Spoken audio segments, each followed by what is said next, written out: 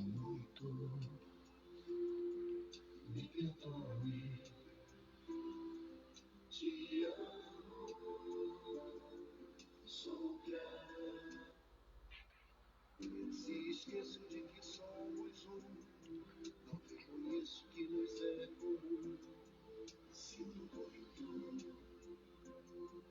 me perdoe, te amo,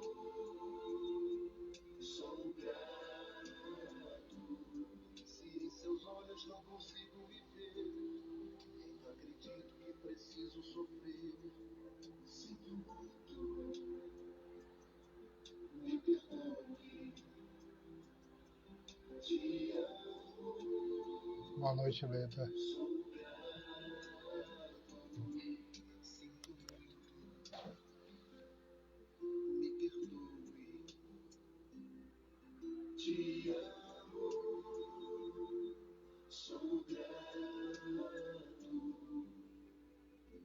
Tá dando para escutar? Me perdoe, te amo, sou grato. Te amo, sou grato. Te amo.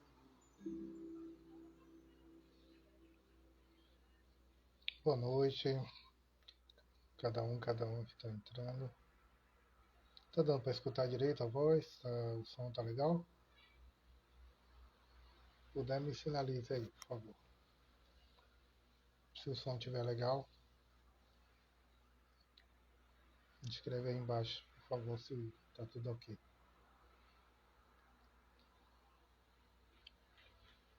Estão escutando?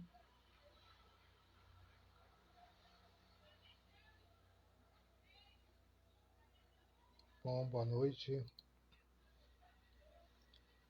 Bem-vindas, bem-vindos a mais um doutrinário do nosso centro, Centro Espírita, Trabalhadores da Seara do Cristo, CETRASC. É um prazer estar aqui com vocês. Tá? A Daílza está ouvindo? O som tá legal? Algum barulho? Tá baixo? Finaliza aí pra gente, por favor. Então, como eu ia falando, uma boa noite para cada um, para cada uma. É muito importante vocês estarem aqui conosco nesse mês de maio, onde nós estamos trabalhando as leis morais, tá certo? O tema de hoje que nós vamos desenvolver é sobre a lei da sociedade, tá? Só que nós vamos fazer... O som tá baixo, melhorou? Deixa eu ver se eu coloco assim. Ficou melhor? O som tá bom agora? Boa. Boa noite, Ivone. Então nós vamos estar trabalhando o tema lei de sociedade. Só que nós vamos fazer uma atualização, nós vamos trabalhar com a lei de sociedade nos tempos de hoje. Tá? E um dos temas que nós vamos tratar é a convivência entre os diferentes. Então, para podermos iniciar, vamos fazer uma prece, pedindo a todos os orientadores da nossa casa, nossos guias espirituais, nossos amigos e amigas, lembrando também dos nossos protetores encarnados e desencarnados, que conosco caminham nessa caminhada de libertação e crescimento e de evolução. Que possamos estar juntos e juntas cada vez mais. Muito grato. Então, como eu ia colocando, nós vamos trabalhar o tema a lei de sociedade na modernidade e a convivência entre os diferentes. As leis morais, a lei de sociedade em si, o objetivo dessa noite da nossa conversa vai ser nós tentarmos analisar como o instinto de sociabilidade, que é inato ao ser humano, ele se é concretizado em nossos relacionamentos com os familiares, com os amigos, com as pessoas que temos dificuldade de relacionamento e com os demais seres humanos. Então, nessa noite, pensando, né, a lei de sociedade, tá? Nós vamos estar tratando dessa forma, com esse tema e fazendo essa abordagem, tá bom?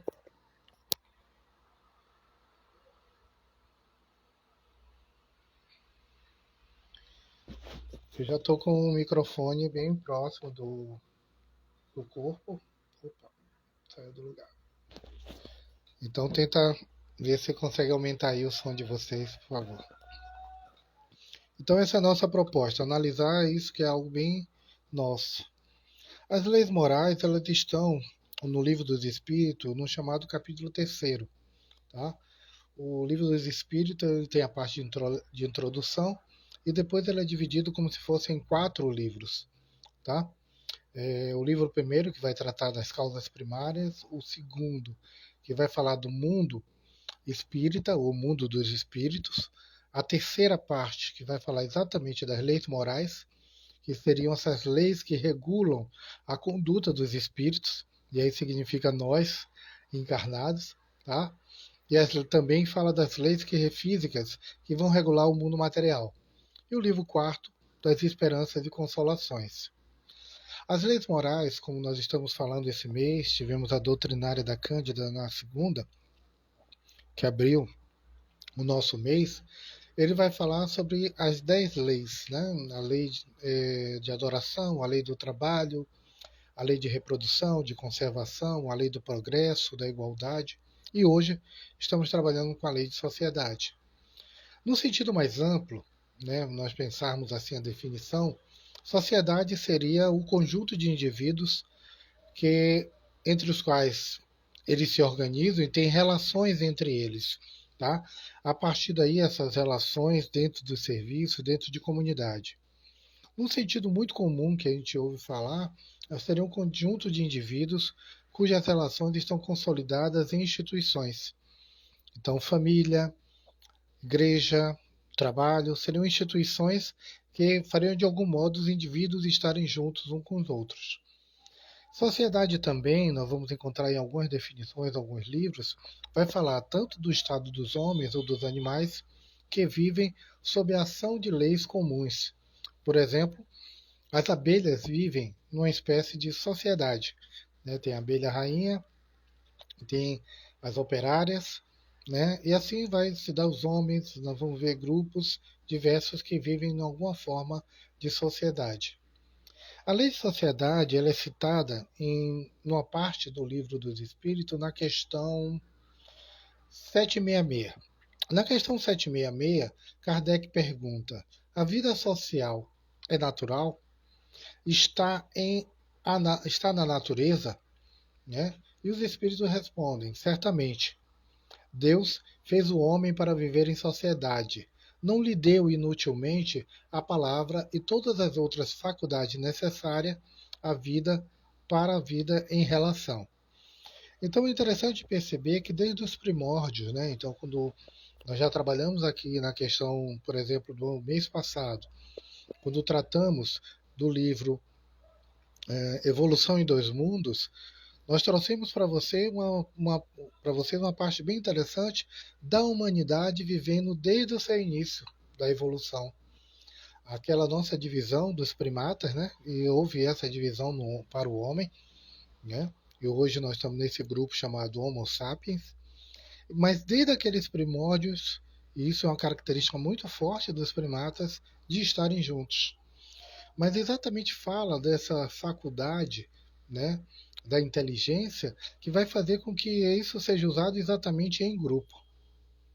Na questão posterior, a 767, o Kardec pergunta, por outro lado, ao invés de perguntar se essa vida social era natural, como ele perguntou na primeira, ele vem e traz uma outra questão.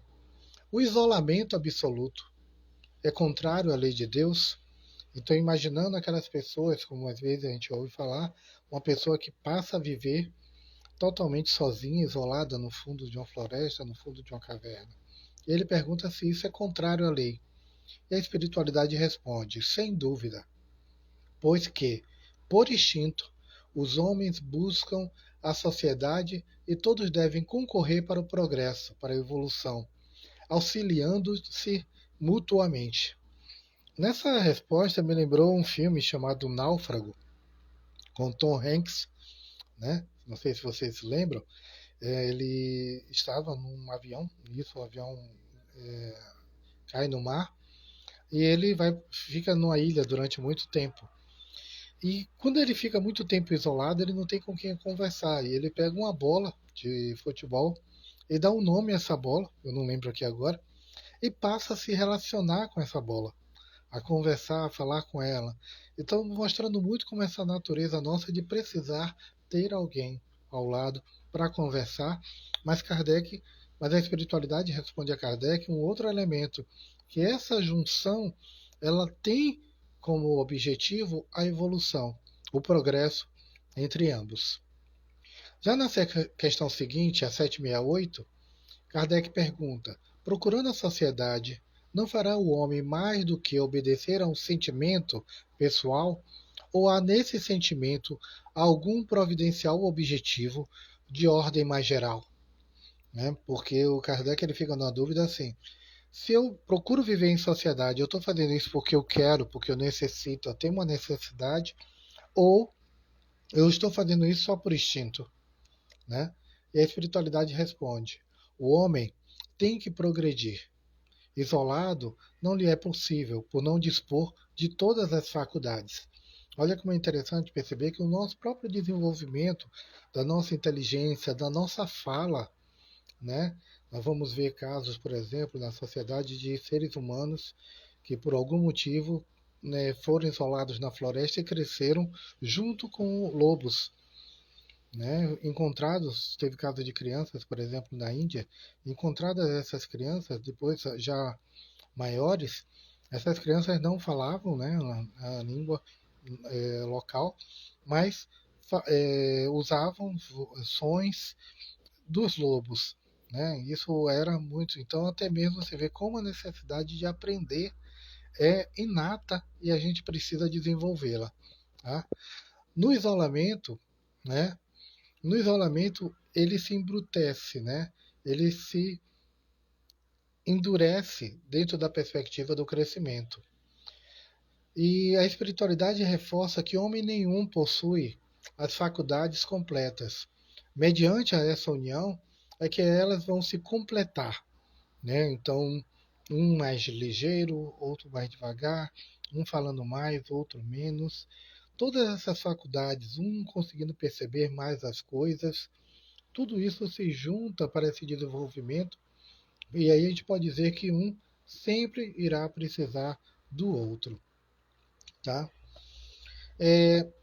Existe uma parte no Evangelho segundo o Espiritismo onde Kardec traz, na questão 25, uma coisa muito importante para a gente que estamos trilhando o caminho do Espiritismo. Ele diz: o mesmo diz hoje o Espiritismo respeito a seus adeptos. Não violenteis nenhuma consciência, a ninguém forceis para que deixe a sua crença, a fim de adotar a vossa. Não anamatizeis os que não pensam como vós, quer dizer, não seja agressivo com quem não pensa com você. Acolham e que venham ter convosco e deixar tranquilo aqueles que, por exemplo, te repelem. Por que eu já estou trazendo isso bem no início da nossa fala, que a gente está falando de sociedade? Porque hoje nós estamos trabalhando a lei de sociedade, né, para quem chegou depois, e a convivência com os diferentes. Né? Então é importante pensar, e aí eu já trago esse aspecto da questão da fé, né, da crença. Né, e o próprio Kardec traz isso no Evangelho segundo o Espiritismo, de que nós não podemos violentar a nossa consciência. Então, se a gente não violenta a nossa consciência, é porque a gente vai violentar a consciência do outro. E é importante pensar, o mundo ele é feito de pessoas diferentes. Isso vai ser algo que vai nortear bem a nossa fala durante essa hora mais ou menos que nós estaremos dialogando. O mundo é feito de pessoas diferentes. Na sociedade, não encontraremos somente as pessoas que gostam do mesmo time de futebol que a gente, da mesma comida, ou que acreditem e cultuem a mesma crença. E olha como é importante essa observação, colocando de que nenhuma crença é maior ou melhor que outra. Esse é um aspecto de um profundo respeito e cuidado que nós temos com o outro. O Walter Barcelos, ele tem um livro chamado Sexo e Evolução, ele diz uma coisa muito interessante, ele faz assim: a vida vem de Deus e pertence a Deus, pois a vida é a presença de Deus em toda parte. Deus criou a vida de tal forma que tudo nela caminhará dentro da lei de evolução. Tá? Então percebe como a gente imagina essa vida que está à nossa volta nas pessoas que passam e falarão de Deus das suas formas. É interessante, eu estava a conversar domingo no curso básico de Espiritismo que nós estamos realizando e convidamos a quem quiser fazer parte do curso, é possível estar conosco domingo, 9 horas da manhã, lá na nossa sede do CETRAS, no IAPI, na rua Conde Porto Alegre. E uma coisa que nós estávamos abordando era exatamente isso, de que nós somos pessoas vivendo numa sociedade e onde as expressões de crença, elas todas falam de um Deus, ou também de uma deusa, né, muito comum, e darão a eles determinados nomes. Mas olha como é interessante essa perspectiva desse ser, né, que conosco nos auxilia no processo de evolução. O Almerindo Castro, no outro livro, é o livro O Martírio do Suicida, ele diz assim: a vida é uma grande realização da solidariedade humana. Olha que coisa muito linda. A vida é uma grande realização da solidariedade humana. Então pensa que a solidariedade humana e esse processo que vamos construindo com todos e todas, que têm crenças diferentes das nossas, que gostam de comidas, de determinados tipos de suco, de gosta de viajar, não gosta de viajar. Isso é a construção da própria vida. Isso se dá num processo de solidariedade e vivência em comum. Leon Denis, também um dos grandes precursores do Espiritismo, ele nos observa que a existência terrestre é uma escola, um meio de educação e de aperfeiçoamento pelo trabalho, pelo estudo e pelas nossas vivências, algumas delas com sofrimento, outras com alegria. Mas olha como ele coloca importante. Se o Almerindo diz que a vida é uma grande realização da solidariedade, Leon Denis coloca que essa existência nossa, nesse processo de solidariedade terrestre, aqui enquanto espíritos encarnados, nós vivemos numa espécie de escola, onde vivenciamos todo esse processo de educação. Mas então o que a gente pensa como sociedade? A sociologia vai dizer que é esse grupo de pessoas que vão habitar os mesmos espaços, né? Mas nós vamos viver mais do que isso. Allan Kardec, no Livro dos Espíritos, em outra questão 839, ele diz assim: é repreensível escandalizar na sua crença aquele que não pensa como nós.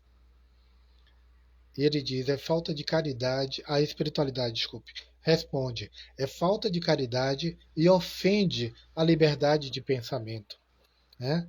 Então você vê que é uma preocupação de falar o tempo todo. Nós estamos num processo vivenciando com pessoas diferentes. E nós estamos aqui no Brasil numa situação extremamente séria, vivendo um processo daquilo que nós chamamos de intolerância religiosa. O dia 21 de janeiro, ele inicialmente era dia municipal aqui em Salvador, de combate à intolerância religiosa. Depois virou uma lei nacional e é comemorado em todo o Brasil. E ele se deu num ato de intolerância. Foi um simbolismo da morte de um Ialorixá, eu não lembro o nome dela agora, de um terreiro de candomblé que era sistematicamente agredida por pessoas de uma outra crença religiosa. Chegaram ao ponto de publicar um jornal com a foto dessa senhora com a tarja preta cobrindo os olhos, falando da sua ligação com demônios e outras coisas. Essa senhora ficou muito doente, teve um AVC, veio a falecer. A partir do falecimento dela, se tomou um impulso na sociedade para exatamente debater a questão da intolerância religiosa, que nada mais é do que esse processo de não respeitarmos o direito do outro. Veja como a espiritualidade responde a Kardec. Essa intolerância é falta de caridade e ofende a liberdade de pensamento. Porque se nós abordamos e falamos do livre-arbítrio, o outro também tem o livre-arbítrio de cultuar, de gostar, de acreditar. É uma liberdade. E é a nossa convivência que vai possibilitar esse crescimento e essa evolução. A lei de sociedade, ela marca aqueles grupos, agrupamentos, um muito forte que é a família. Na questão 775, Kardec pergunta qual seria, para a sociedade, o resultado do relaxamento dos laços de família. E a espiritualidade responde um recrudescimento do egoísmo, quer dizer, um fortalecimento e endurecimento do egoísmo. Porque Kardec se preocupa nesse momento, né, sobre essa relação no âmbito familiar, que é uma expressão, é uma microsociedade, a nossa família. Tá? E é uma questão na questão 774, a espiritualidade ainda complementa dizendo: há no homem alguma coisa a mais, além das necessidades físicas. Há a necessidade de progredir. E como o Cândida trouxe na palestra dela na segunda-feira, no nosso processo reencarnatório, que eu vou abordar um pouquinho mais na frente, que nessa sucessão de reencarnações, a progressão, o progresso, o crescimento, ele é inevitável. Então isso há essa necessidade. Esses laços sociais aos quais vivemos são parte dessa necessidade do progresso. E os laços na família, eles acabam sendo mais apertados, né, porque eles se tornam os primeiros laços que nós temos. Nós nascemos numa família. Esse nascimento tão próximo faz com que sejamos e tenhamos os laços muito apertados, muito coesos. Ali também há uma carga de vivência de amor e sofrimento. E eis porque, continua a espiritualidade, os segundos, né, esse laço da familiar, constituem uma lei da natureza. Quis Deus, por essa forma, que os homens aprendessem a amar-se como os irmãos. E nos processos reencarnatórios, como nós falamos, nós vamos vivenciar muitas vezes encontros com familiares, outros, em outros momentos, onde nós tivemos dificuldades. O Rodolfo Caligares, no livro chamado As Leis Morais, ele coloca que a família é, pois, uma instituição divina, cuja finalidade principal consiste em estreitar os laços sociais, ensejando-nos o melhor modo de aprendermos a amar-nos como irmãos e irmãs. Tá? Mas só que quando a gente pensa família, Chico Xavier nos diz: família é reunião de almas em processo de evolução. Família, aí já na definição de Divaldo, é um laboratório de experiências reparadoras dessas nossas vivências. Então, perceba como é interessante. Nós vivemos em sociedade e as experiências em sociedade elas são reparadoras, mas principalmente durante a vivência familiar. Só que quando nós perguntamos família, que família vem na cabeça de vocês? Nós vemos normalmente aqueles bonequinhos representando família de um pai, uma mãe, normalmente um filho, sexo masculino, e uma filha, sexo feminino. Mas tem um lema muito importante, trabalhado no dia 8 de dezembro, que é o Dia Nacional da Família, que é: família é tudo igual, só muda o endereço. Por que eu estou abordando dessa forma? Porque nosso tema dessa noite, falando sobre o respeito à diferença, vai pensar que hoje, na nossa sociedade, escancarado e cada vez mais na nossa frente, mas não é só hoje, isso de muito tempo, mostra diversos laços familiares. Famílias que são compostas por dois homens e uma criança ou duas crianças. Famílias compostas por duas mulheres e uma criança, ou duas ou três. Famílias formadas por avós, por tios, por primos. Famílias do chamada mãe solo, uma mulher que sozinha cuida dos seus filhos. Também é família. E isso é importante para a gente, para que a gente não crie dentro de nós uma única ideia de um formato de uma única família. Não considerar esses vários arranjos familiares, assim chamamos, é não termos exatamente aquele poder de nós não termos o cuidado e ofende a falta de caridade de pensar, não a caridade no sentido de compaixão, de que você está ofertando algo ao outro, mas a caridade do cuidado com o outro. As coisas não são como nós queremos. As coisas são como elas são. E dentro dessa construção das leis morais que nós vamos trabalhar todo esse mês, nós vamos ver essa possibilidade da interação viva entre o ser humano. Esses laços de família, como nós falamos sobre a importância da reencarnação, eles não sofrem destruição alguma com a reencarnação. Ao contrário, eles se fortalecem. Então, imagine que essa família que você está vivendo hoje, você nesse corpo que você tem, nessa identidade que você se dá, que você se coloca, não foi o da encarnação passada. Podemos ter sido filhos dos nossos filhos, podemos ter sido esposas das nossas companheiras ou dos nossos companheiros. E nesse espaço que os espíritos vão formar grupos, né, que são entrelaçados pela afeição, pela simpatia e pela semelhança de inclinação. Algumas vezes, vão encontrar dificuldade de se relacionar. E aí tem um elemento fundamental, é o elemento do amor e do perdão, que isso possa fortalecer. Ainda sobre essas diferenças, nós estamos hoje vivenciando, né, nós vimos uma lei que foi aprovada sobre a igualdade de salário entre homens e mulheres. Imaginar que nós estamos no ano de 2023, com uma evolução tecnológica fenomenal, né, acessando a internet de qualquer lugar, fazendo transferências bancárias pelo celular, conversando com pessoas do outro lado do mundo, mas ainda assim mulheres exercendo a mesma atividade profissional que o homem ganham menos.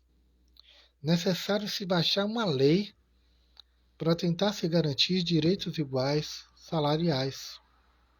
Para vocês terem uma ideia, nos Estados Unidos, as jogadoras de futebol americano, né, futebol não é normal, elas fizeram movimentos, greve, para ganhar o mesmo salário que os homens. E tentava se justificar por que os homens ganhavam mais no futebol. Eles jogavam as mesmas partidas, jogavam o mesmo tempo, 90 minutos, e as mulheres ganhavam menos. E hoje elas conseguiram igualar. Só que aí a gente faz, não, mas é normal o homem ganhar mais do que a mulher. 1865, Kardec fez a seguinte pergunta, que está lá no Livro dos Espíritos. O homem e a mulher são iguais perante a Deus e têm os mesmos direitos? E a espiritualidade, há 165 anos atrás, responde: Deus não deu a ambos a inteligência do bem e do mal e a faculdade de progredir? Deu a ambos a mesma inteligência. E aí, Kardec, não satisfeito com essa pergunta, faz uma outra. De onde se origina a inferioridade moral, né, ou, desculpe, a inferioridade da mulher em determinadas regiões? E a espiritualidade responde: do domínio injusto e cruel que o homem exerceu sobre ela. Uma consequência das instituições sociais e do abuso da força sobre a debilidade. Entre os homens pouco adiantados do ponto de vista moral, a força é um direito. E nós estamos vendo hoje, infelizmente, a quantidade de feminicídios que estão acontecendo.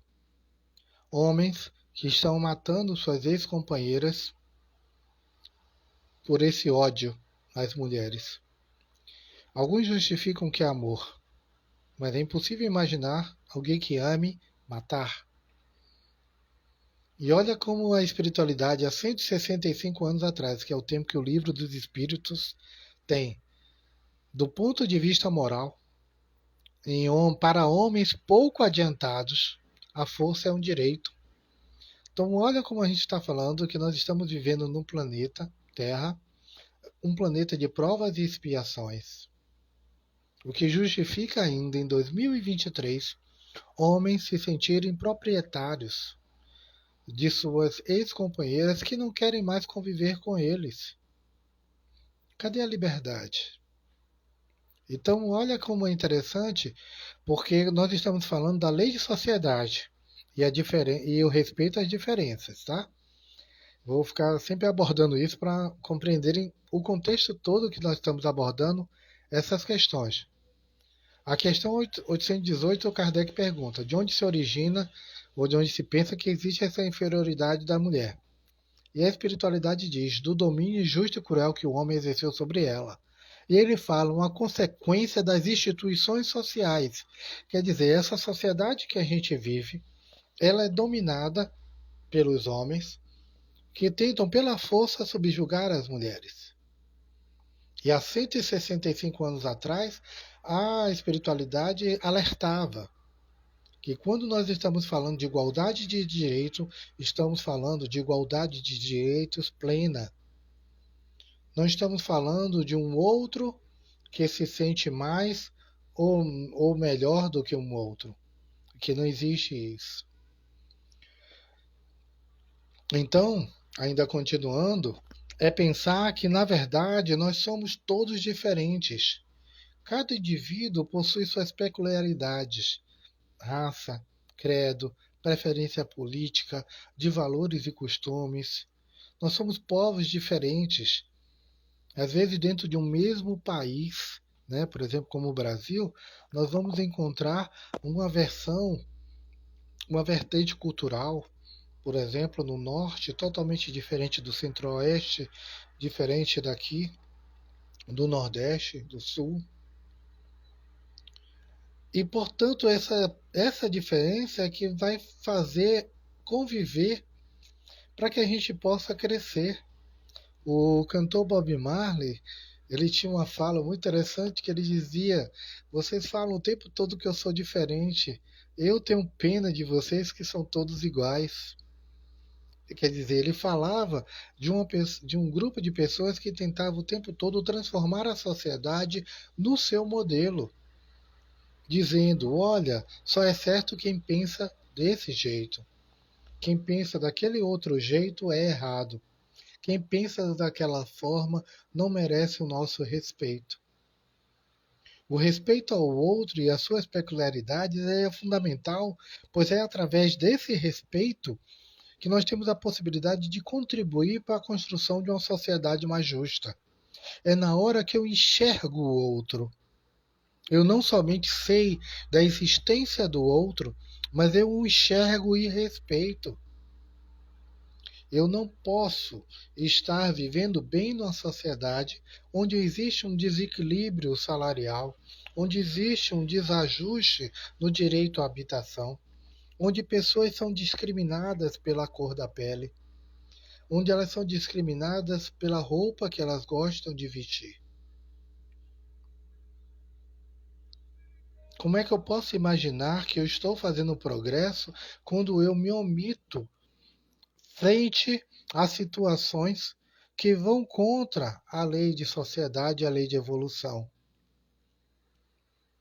Você imaginar hoje, eu estava vendo semana passada, eu acho, vocês também viram, uma reportagem de campanhas que estão sendo feitas no transporte público por conta dos homens que sentam com as pernas abertas, tomando o espaço da pessoa ao lado, deixando a outra pessoa apertada. Imagina o que é isso, o assento está ali, ele tem um formato para o nosso quadril, para nós sentarmos e nos acomodarmos, mas ainda assim eu me acho o direito de abrir minhas pernas. E necessita-se uma campanha na Inglaterra, uma campanha que está começando também aqui no Brasil, acho que em São Paulo, porque o outro não reconhece somente o seu espaço. Por isso que nessa hora tem uma frase muito comum que é: a minha liberdade termina onde começa a sua. E eu faço muito uma provocação nessa hora perguntando: onde é que termina a liberdade do outro? Onde é que isso está desenhado no chão? Tem um círculo no chão desenhando: olha, a partir daqui é minha liberdade, viu? A de aí para lá é a sua. Não existe isso. Na convivência em sociedade, essa liberdade, esse limite da liberdade é feito pela nossa consciência, por aquilo que nós entendemos e compreendemos e sabemos o que é certo e o que é errado. É incrível como aqueles os primeiros lugares no ônibus, aqueles que estão marcados, o lugar de idosos ou de pessoas com deficiência ou gestante, como aquele lugar dá sono. Vocês já perceberam que pessoas que não fazem parte dessa categoria, idosos, pessoas com deficiência ou gestante, pessoas que não fazem parte desses grupos, quando alguém senta ali e começa a dormir, já perceberam, dá um sono muito interessante. A pessoa chega, vira para a rua e aí dorme. Mas ela sabe que ela está cometendo um erro. Ela sabe que ela está tendo uma postura antissocial. Porque se aqueles lugares estão reservados, significam que a sociedade está olhando para um determinado grupo que não deve fazer aquele transporte em pé, que necessita. E aí tem uma palavra fundamental que nós precisamos trabalhar, que é a equidade. Olhar aquelas pessoas que têm ou vivem sobre alguma condição de diferença e podermos tratarmos de uma forma diferenciada, possibilitando a ela que ela seja respeitada igualmente como qualquer outra, né? Tem um escritor chamado José Saramago, ele tem uma frase muito linda, né? Que ele fala sobre a coisa de tolerância. Porque quando a gente fala muito da questão do respeito, né, e falamos sobre a intolerância religiosa, nós trouxemos, mas também tem intolerância contra os homossexuais, nós temos intolerância contra as pessoas com deficiência, contra as pessoas negras, contra as pessoas, né, de outros grupos. E aí Saramago diz assim: eu sou contra a tolerância, porque ela não basta. Tolerar a existência do outro é permitir que ele seja diferente ainda e permitir que ele seja diferente ainda é pouco. Quando se tolera, apenas se concede, e essa não é uma relação de igualdade, mas de superioridade de um sobre o outro. Sobre a intolerância, já fizemos muitas reflexões. A intolerância é péssima, mas a tolerância não é tão boa quanto parece. Deveríamos criar uma relação entre as pessoas da qual estivessem excluídas tanto a intolerância quanto a tolerância. Olha como é interessante, porque às vezes vocês vão ver que uma pessoa diz assim: ah, eu tenho tolerância a determinadas coisas. No nosso linguajar comum, é umas pessoas dizerem assim: olha, eu não suporto tal pessoa, mas eu tolero. Olha como o Saramago, ele é altamente, ele vai com o dedo ali na ferida, dizendo: a tolerância pressupõe não uma relação de igualdade, mas de superioridade sobre o outro. É por isso que a gente fala que respeitar, o respeito é um processo altamente profundo de entendimento da igualdade sua para com o outro. Mandela tem uma frase, Mandela passou mais de 20 anos preso, acho que 27 anos preso, pela luta que ele tinha pelos direitos dos negros sul-africanos terem os mesmos direitos dos brancos. E Mandela disse uma frase muito forte: ninguém nasce odiando outra pessoa pela cor de sua pele, por sua origem ou ainda por sua religião. Para odiar, as pessoas precisam aprender. E se aprendem a odiar, podem ser ensinadas a amar. Essa observação do Mandela é muito forte porque nós estamos vendo cenas no nosso cotidiano, na nossa sociedade, como aquela professora que precisou, dentro do supermercado, retirar toda a sua roupa porque no dia anterior ela foi perseguida pelos seguranças do supermercado, tratada como uma criminosa, vista como uma possível ladra. e de forma indignada ela ficar de sutiã e calcinha dentro do supermercado para dizer ao outro que não era a cor da pele que definia aquilo que o outro estava definindo o caráter dela. E Mandela fala, as pessoas para odiar elas precisam aprender.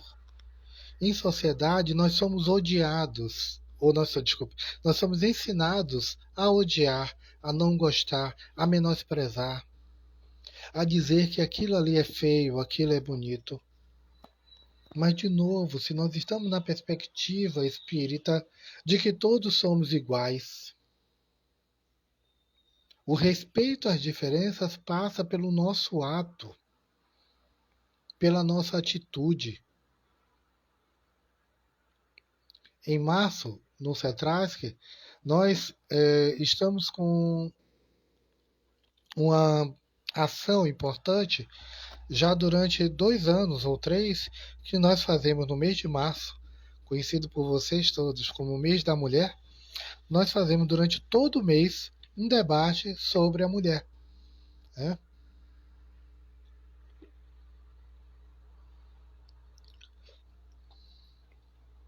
Desculpe, a garganta ficou um pouquinho seca. Nós fazemos um debate sobre a mulher, o Março Mulher.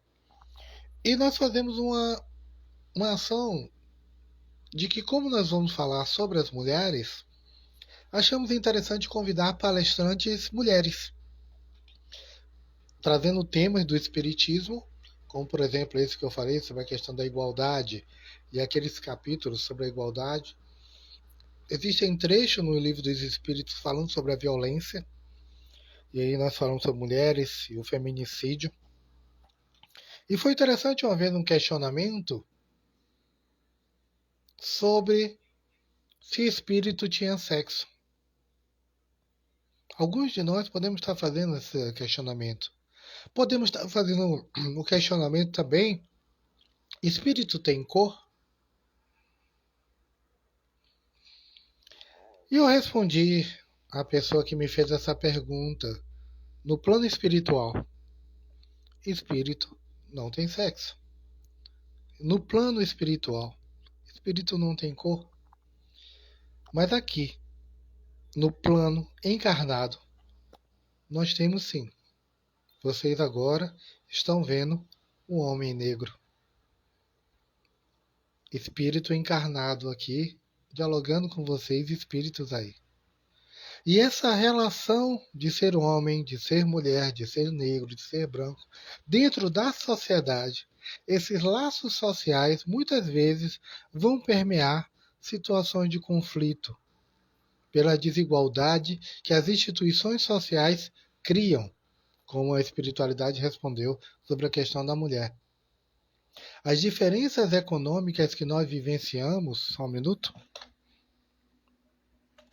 que nós vivenciamos, apresenta no Brasil, por exemplo, uma concentração de renda absurda. Nós temos no Brasil, infelizmente, poucas pessoas ganhando muito e muitas ganhando muito pouco. Hoje, vendo um palestrante, ele trouxe uma coisa muito interessante. Ele diz que quando Jesus entra no templo e expulsa os vendilhões, Jesus não odeia os ricos. Jesus odeia a ganância, a usura. Isso é importante a gente perceber as conexões. E Jesus já falava isso há quanto tempo? Desse acúmulo de pessoas que precisam acumular, ter dinheiro e explorar o outro. Então nós não podemos entender como naturais a fome, a pobreza, o racismo, o machismo. São estruturas criadas nessas nossas relações sociais, onde buscamos superar o outro, ser maior que o outro. Kardec, na Revista Espírita, de 1861, diz assim para a gente, que essa compreensão das leis divinas que nós estamos trazendo esse mês permite afirmar que o Espiritismo restituindo ao espírito seu verdadeiro papel na criação, constatando a superioridade da inteligência sobre a matéria, faz com que desapareçam naturalmente todas as distinções estabelecidas entre os homens, conforme as vantagens corporais e mundanas, sobre as quais só o orgulho fundou as castas e os estúpidos preconceitos de cor. Preconceito de cor, 1861, Kardec trazendo isso para a gente numa revista espírita. Olha a provocação que Kardec faz, que se nós nos dizemos espíritas, nos dizemos seguidores do espiritismo, acreditando na ciência, na filosofia e na religião, nesse tripé que monta o espiritismo, não nos dá o direito de não compreendermos a nossa inteligência, né, como superior à matéria. Então, como nós estamos vigilantes e como nós estamos principalmente atuantes perante as diferenças? Esse é um questionamento para todos nós. Kardec faz essa pergunta, faz essa afirmativa há quase 162 anos atrás, quase não, 162 anos atrás, ele faz essa pergunta, ele faz essa afirmativa para a gente, né? Porque o espiritismo ele vai restituir o nosso papel na criação. Criados imperfeitos, nós vamos para o progresso evoluindo. E aí a gente se pergunta, em 2023, em qual estágio de evolução nós estamos? Hoje nós tivemos uma notícia muito importante. Foi retirada o decreto de emergência da Covid no mundo pela Organização Mundial de Saúde. Isso é algo muito forte para a gente refletir, porque foram, pelo que me consta, foram cerca de 7 milhões de pessoas que faleceram. E nós vivemos durante a pandemia da Covid, né, e eu trago aqui para vocês, só para vocês vivenciarem o que é esse espiritismo vivo. Não o espiritismo que a gente para e fica lendo, e a gente estuda, mas o espiritismo vivo, o espiritismo praticado. Eu vou falar de 7 leis que nós vivenciamos durante a pandemia da Covid, onde aqui no Brasil mais de 700 mil pessoas morreram. E tantas outras foram internadas, e tantas outras se curaram. A lei de conservação, essa lei que diz que nós lutamos para nos preservar, para nos conservar. Ela apareceu para a gente com o uso de máscara, o uso de álcool em gel, o uso das vacinas. A lei de liberdade, essa liberdade que está focada nesse nosso livre-arbítrio, ela apareceu para a gente com o isolamento social. Nós compreendemos que a nossa liberdade, que o fato de, por exemplo, de nós irmos para um lugar e não usarmos máscara, nós colocarmos nossos parentes, principalmente os mais frágeis, idosos e pessoas com doenças crônicas, em situação de perigo. Nós tivemos durante o período da pandemia também a lei de destruição.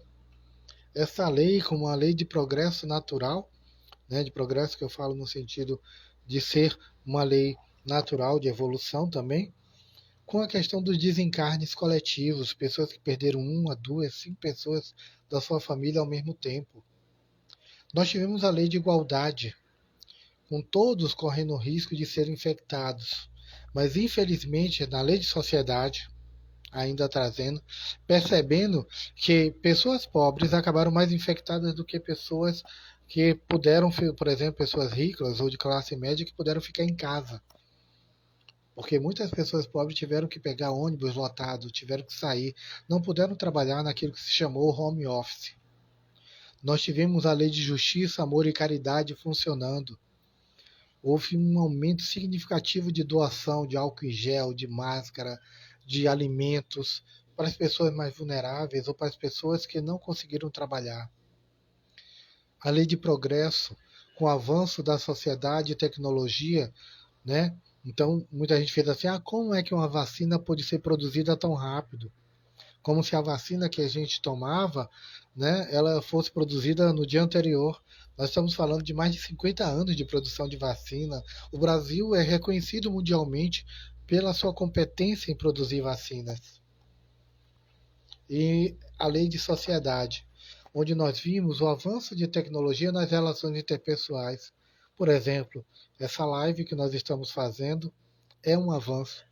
Passamos a fazer na pandemia, exatamente quando nós tivemos que fechar o nosso centro e fizemos, poxa, nós não podemos ficar distante das pessoas. Então, não só o CETRASC, mas outros centros espíritas também começaram a fazer isso. O Augusto Cury, um escritor, ele diz assim, que o sonho de igualdade somente cresce, só cresce no terreno do respeito pelas diferenças. Então, a igualdade é um sonho, mas que nós podemos somente vê-lo crescer se nós plantarmos no terreno do respeito. Chico Xavier, ele diz que não há medida para o homem fora da sociedade em que ele vive. Então, essas nossas diferenças, não tem como nós pensarmos, olha, vamos ser felizes dentro da casa espírita, vamos ser felizes somente dentro daquele lugar. Não. A nossa felicidade está na sociedade. E somente o nosso trabalho coletivo é que pode engrandecer ou destruir esse organismo social. Então, se nós estamos falando de machismo, racismo, de homofobia, é a nossa ação social nesse organismo para poder combater. E não só individualmente podemos fazer isso. E aí, uma frase para vocês que eu trago de um poeta chamado Emicida. Emicida, numa música dele, diz assim: tudo que nós tem é nós. Por mais individualista que possamos achar, por mais egoísta que possamos achar, dizendo, olha, quem conseguiu essa promoção no meu trabalho fui eu. E a gente esquece daquela senhora que chega cedo e limpa a nossa sala, limpa a nossa área. E nos dá um ambiente limpo e higienizado, onde desenvolvemos o nosso trabalho. Mas nós falamos, a promoção que conseguiu fui eu. E Emicida diz, tudo que nós tem é nós.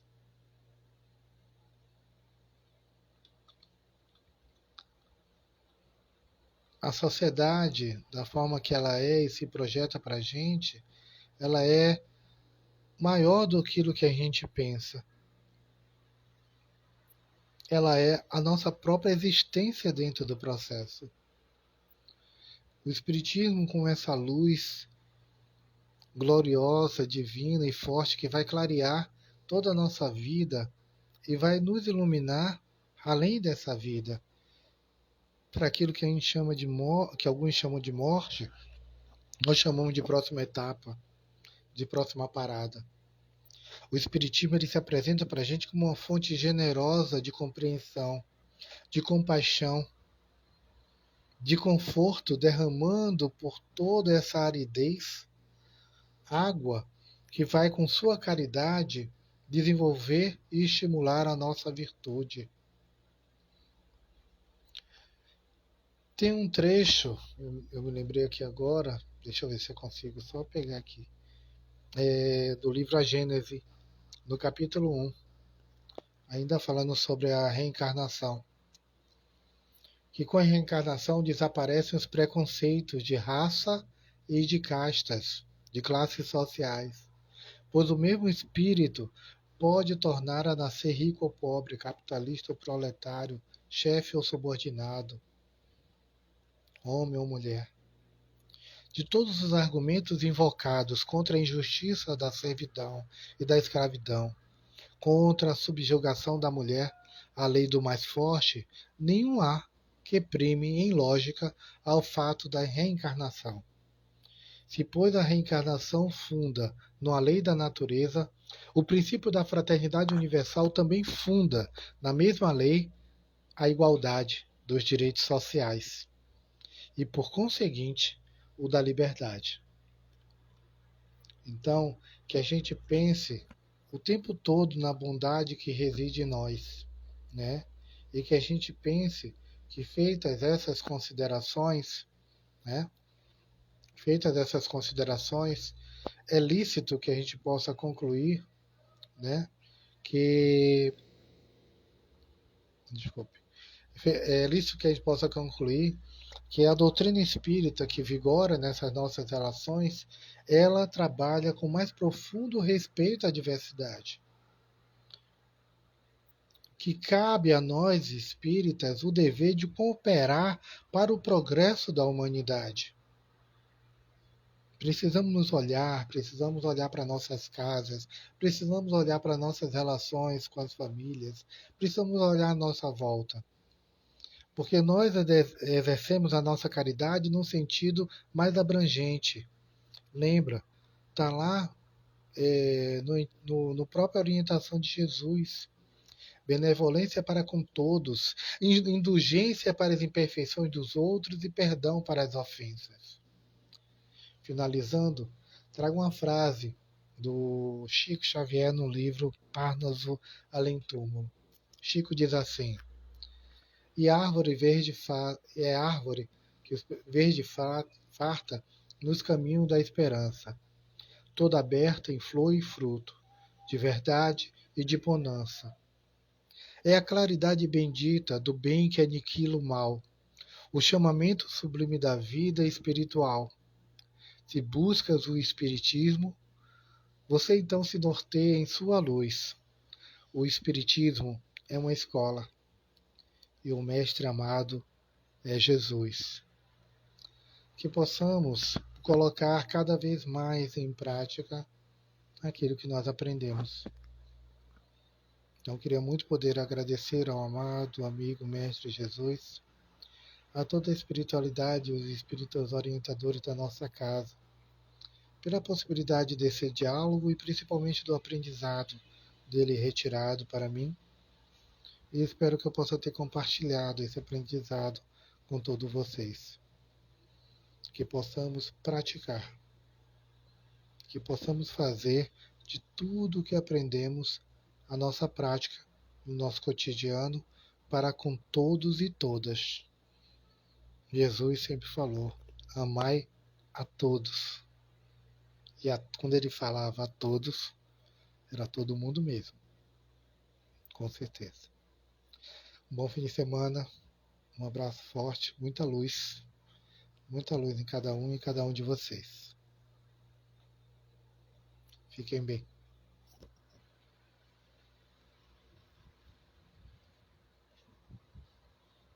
Eu que agradeço a oportunidade de compartilhar. Agradeço eles estarem aqui conosco essa noite. Não dá para ler de todo mundo, mas gratidão a cada uma. Tá? O Mestre Jesus merece todas essas palmas e agradecimentos, tá bom? Um abraço, fiquem bem.